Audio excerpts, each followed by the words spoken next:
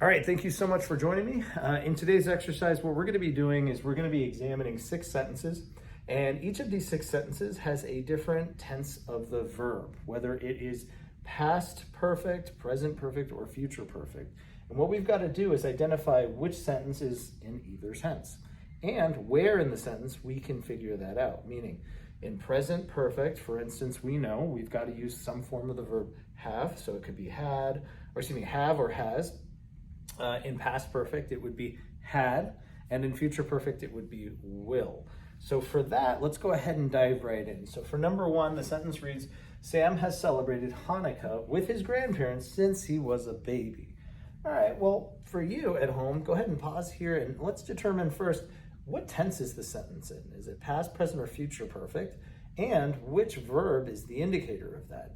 Don't forget, it's not just that singular verb, either has or have or will or whatever the case. It's also the past participle that's attached to it. So include that whenever you're identifying them. So go ahead and get started. Resume when you're ready. All right, sentence number 1. The indicator is has celebrated. So he has celebrated. Okay. Well, in this case, is that going to be past, present, or future? Well, here we're going to have present perfect.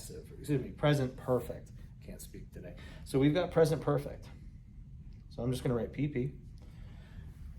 Has is your indicator. Past participle, celebrated. Sentence number 2, the university had expected larger donations this fall. So go ahead and pause here and tell me, is it past, present, or future perfect? All right, so for sentence number 2, the solution is had expected, which tells us it is in the past tense. So had expected is your indicator, and it is past perfect. Sentence number 3. Anita has used a hearing aid for 4 years. So it's an ongoing thing, but go ahead and pause here. Let me know what's the indicator and what tense is it in. All right, sentence number 3. Has used is your indicator. Well, okay, what tense is that in? Present perfect. So I'm going to put, really should have put pres and then perfect. Not consistent with the way I'm labeling these, I'm sorry. All right, sentence number 4. Mags will have led the thousands of yoga classes by the time she retires. Interesting name. So go ahead and pause here, identify that indicator and what tense it's in. All right, will have led. Will have led is your indicator. Well, okay, she hasn't done it yet, right? Oops, sorry, wrong one. Will have led. She hasn't done it yet. So it will happen when? In the future. So that's going to be your future perfect. Sentence number 5. It will have rained at least a dozen times before we get the roof fixed. Yikes. Go ahead and pause here to make that identification. What's the indicator? What's the tense? All right. Will have rained is your indicator. Will have rained. Hasn't happened yet.